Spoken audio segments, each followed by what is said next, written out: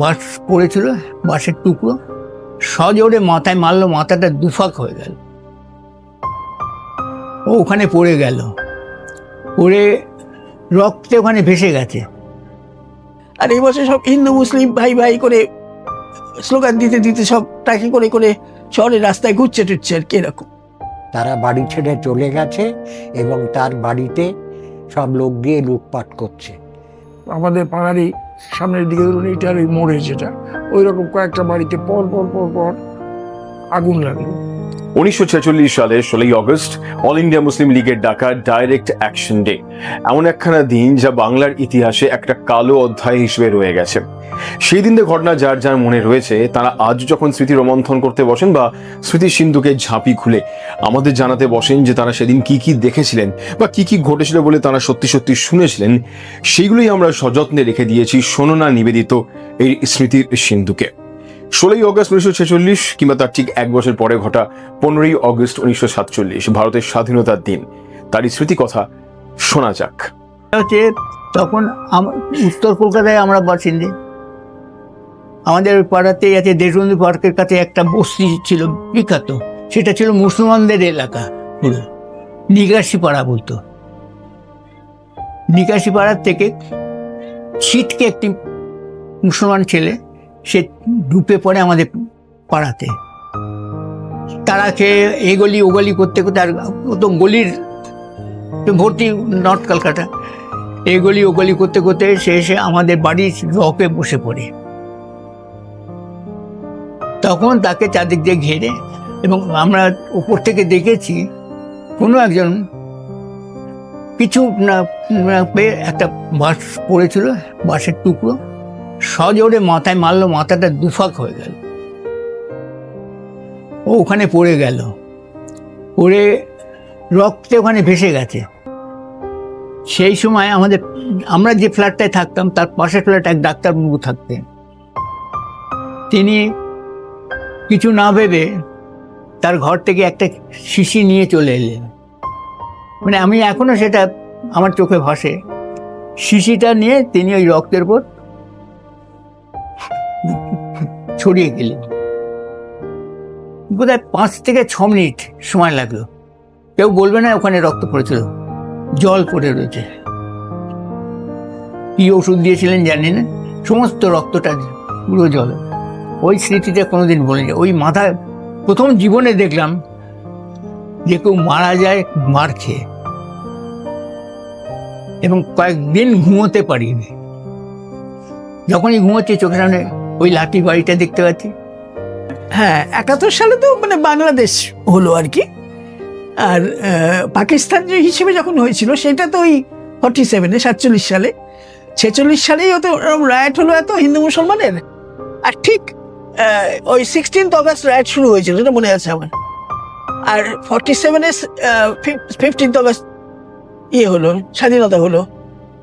আর সেই 15 অগস্ট কলকাতা শহর এরকম সাজানোটা যেন তার আগের বছরেই এরকম এত মারামারি হয়েছে, মানে কেউ বাড়ি থেকে বেরোতে পারে না ভয়ে যে কোথায় কাকে মেরে দেবে। আমাদের পাড়াটা মুসলিম পাড়া ছিল না ঠিকই, একটা দুটো ফ্যামিলি মুসলিম ছিল, তাদের পাড়ার ছেলেরাই ওদের এরিয়াতে দিয়ে আসলো, পৌঁছে দিয়ে আসলো, যেখানে থাকাটা নিরাপদ হবে না। 47 স্বাধীনতার বছর, সেটাও ভালোই মনে আছে। তখন আমি বোধহয় 5 পড়ি, 5-6 হবে। তার আগের বছরে তো সারা বছর এই যে ডাইরেক্ট অ্যাকশন 16 অগস্ট সে মারামারি হলো, হিন্দু মুসলিম রায়ট। নেক্সট পরের বছরই 15 অগস্ট সেটা হলো স্বাধীনতা। আমার বাড়ির চেহারাটা মনে আছে, আমার তখন ছোট, কিন্তু ওই যে পার্টিশন হচ্ছে সে তখন তো ব্যাপারটা বুঝিনি পার্টিশনটা কি ব্যাপার। কিন্তু বাবা বলছি, কাকা এবং বাড়ির সব বড়রা দাদারা সবাই ঘরে বেশ বসে রাত্রিবেলা 12টার সময় বোধ হয় ওই স্বাধীনতা ইন্ডিপেন্ডেন্স অ্যানাউন্সড হলো। তখন পণ্ডিত নেহেরু বোধহয় কিছু বলছেন আর কি, তো আমরা কিছু বুঝবো না, কিন্তু বড়রা যারা বসেছেন বেশ খুব ভারাক্রান্ত মুখে আর কি। হয়তো আমি পরে বুঝেছি যে ওটা পার্টিশন হচ্ছে সেই ব্যাপারটার জন্যে আর কি। স্বাধীনতা হলো, সঙ্গে সঙ্গে দেশ ভাগ হয়ে গেল। তো সেইটা নিয়ে ওরা ওটা খুব মর্মান্তিক সবাই ওটা শুনছেন, খুব সিরিয়াস লেকচারটা রেডিওতে। তখন রেডিওতে সব পাড়ার রাস্তায় লোক জমা হয়ে যেত, কারণ সব বাড়িতে তো রেডিও ছিল না। আর এই হলো স্বাধীনতা। কলকাতা শহর লাইট দিয়ে সাধারণটার জন্য আমি তখন ছোট, কাজে দাদারা বেড়াতে নিয়ে গেল দেখাতে কি সুন্দর সাজিয়েছে সারা শহর আলো দিয়ে দিয়ে, এরকম মানে স্বাধীনতা আর কি। আর আর ট্রাকে করে মানে আগের কত বছরই এরকম মারামারি হয়েছে, আর এই বছর সব হিন্দু মুসলিম ভাই ভাই করে স্লোগান দিতে দিতে সব ট্রাকে করে করে শহরের রাস্তায় ঘুরছে টুরছে আর কি এরকম।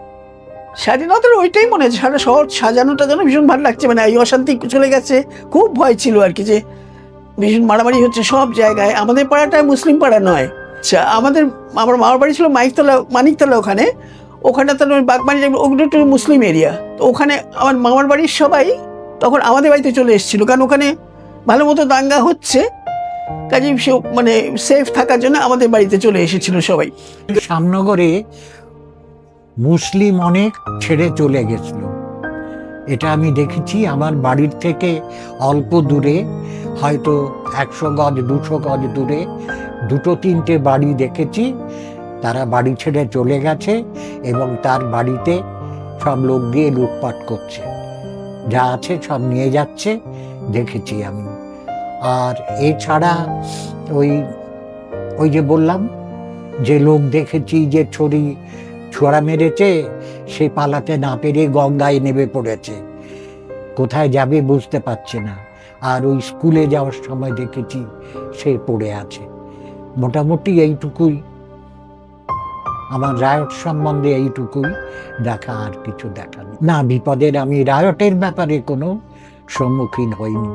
47-এর 15ই আগস্টের স্মৃতি আছে, 47-এর আগেরও স্মৃতি আছে। হ্যাঁ হ্যাঁ, সেটা হচ্ছে আমাদের দেশ, আমাদের জেলা কোন দিকে যাবে, এইটা একটা বিরাট প্রশ্ন। হ্যাঁ, পাকিস্তান না ভারতে থাকবে।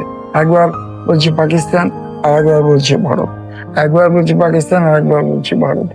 এইরকম দোদুল্যমানতার ভেতরে আমরা চলছি। তখন বরিশালের এক অবিসম্বাদিত গান্ধীবাদী নেতা, নাম শুনে থাকতে পারেন, সতীন সেন, বিরাট চেহারা, 6 ফুটের উপরে লম্বা,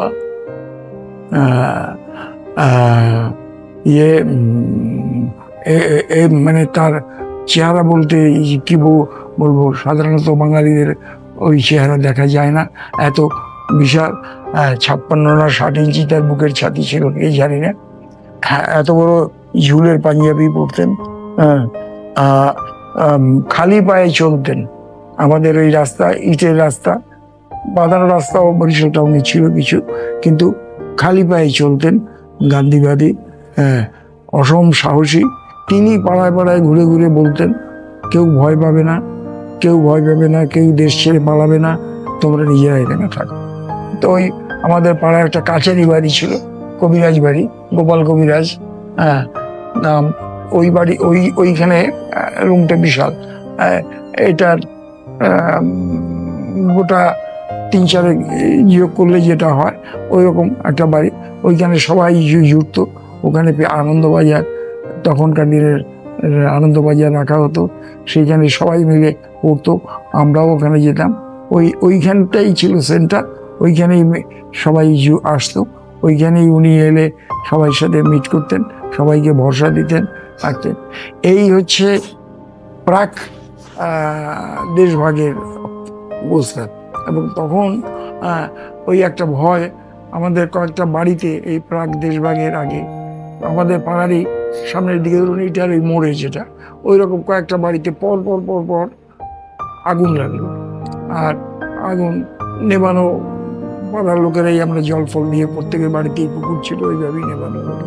তখন একটা আতঙ্কর সৃষ্টি হলো যে এইরকম হতে পারে, এইরকম দাঙ্গা হতে পারে। 46-এর রায়টের প্রভাব ওখানে গিয়ে পড়লো যে এই রায়ট এখানেও হতে পারে। বড়রা তো রাত জেগে পাহারা দিত, বাবা এরা সবাই রাত্রি জেগে, সব ইয়ং ছেলেরা রাত্রি জেগে পাহারা দিত। আমরাও সন্ধ্যা একটু অন্ধকার হলে পরে আমরাও একটু ঝোপে ঝাড়ে লুকিয়ে ছোট ছোট লাঠি ফাটি নিয়ে আমরাও একটু পাহারা খেলতাম। খেলে তারপরে যাই হোক বাড়ির থেকে ডাক দিত, আবার চলে যেতাম। এইরকম একটা আতঙ্ক প্রাক স্বাধীনতার সময়তে হইতো। আর আমাদের দেশ না ছাড়ার, জন্মভূমি না ছাড়ার যে এই যে সাহস, সেটাই সতীন সেন, আরো হয়তো অনেকেই দিতেন। স্মৃতি সিন্ধুক মানে হারানো সময়ের জমানো ঘটনাবলী, যাদের বয়স আজ 90 ছুঁই ছুঁই বা তার একটু বেশি। তারা যে ঘটনাগুলো নিজের চোখে দেখেছেন বা যে ঘটনাগুলো তারা শুনেছেন, সেগুলো যেন এরপরে হারিয়ে না যায়, সেই জন্যই আমরা এই স্মৃতি সিন্ধুকের আয়োজন করেছি, যেখানে আমরা প্রত্যেকের এরকম কথা, ঘটনাবলী দেখা তা জমিয়ে রাখি সযত্নে। শোনো না নিবেদিত এই স্মৃতি সিন্ধুকের কোনো পর্ব যদি আপনি মিস করে থাকেন, তাহলে পিছন দিকে ফিরে গিয়ে দেখতে পারেন। আর আগামী কোন পর্বে কোন স্মৃতি সিন্ধুকের ঝাঁপি আমরা খুলতে চলেছি জানার জন্য এই শোনো না নিবেদিত স্মৃতি সিন্ধুকে ফিরে আসতে ভুলবেন না।